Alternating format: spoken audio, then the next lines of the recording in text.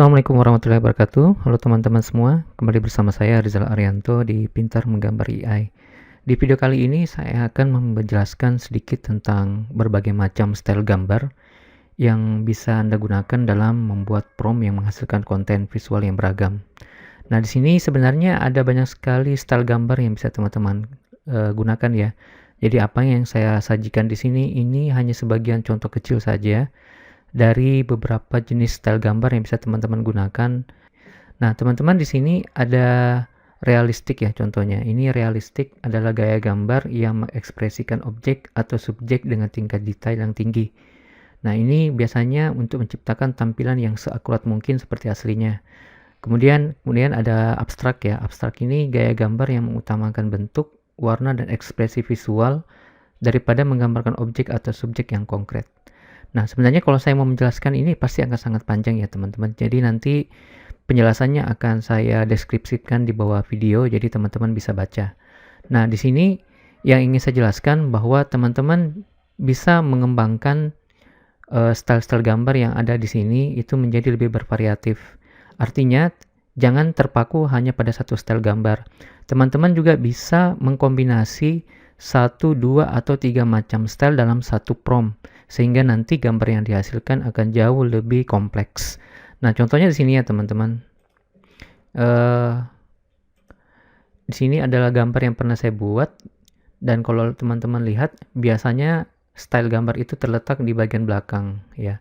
Nah, di sini teman-teman bisa lihat saya menggunakan 1, 2, 3, 4, 5, 6 jenis style dalam satu prompt ya, sehingga menghasilkan gambar yang sangat-sangat kompleks seperti ini. Nah, tentu saja ini tidak langsung serta-merta menghasilkan gambar seperti ini. Kita butuh banyak sekali uji coba dan percobaan. Kalau misalnya teman-teman belum berani menggunakan berbagai macam kombinasi style, teman-teman bisa mencoba 1 atau 2 ya. Contoh seperti ini ya, saya menggunakan satu jenis style ya, fantasy concept art ya. Jadi ini adalah pengembangan dari satu prompt ya, pengembangan dari satu style maksud saya ya.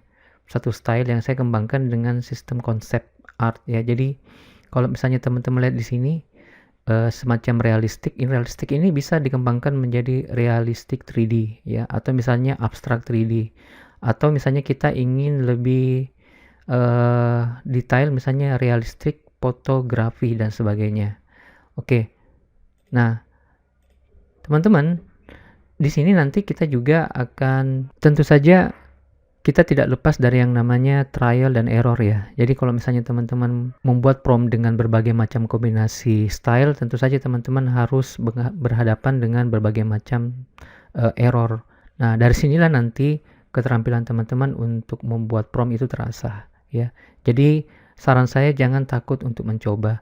Nah, terus bagaimana kalau misalnya kita menggunakan aplikasi AI yang terbatas? Nah, nanti di video berikutnya saya akan memperkenalkan bukan hanya satu tools AI. Jadi kalau misalnya teman-teman kehabisan kredit misalnya, atau kehabisan beberapa macam fitur karena pembatasan, teman-teman bisa menggunakan atau mempraktekkan di tools AI yang lain ya. Jadi memang kalau untuk prompt teman-teman harus banyak berlatih ya. Baik, saya rasa cukup sekian penjelasan saya tentang style gambar pada prompt. Jadi silakan bereksplorasi, selamat mencoba, dan selamat berkarya. Sampai jumpa di tutorial berikutnya.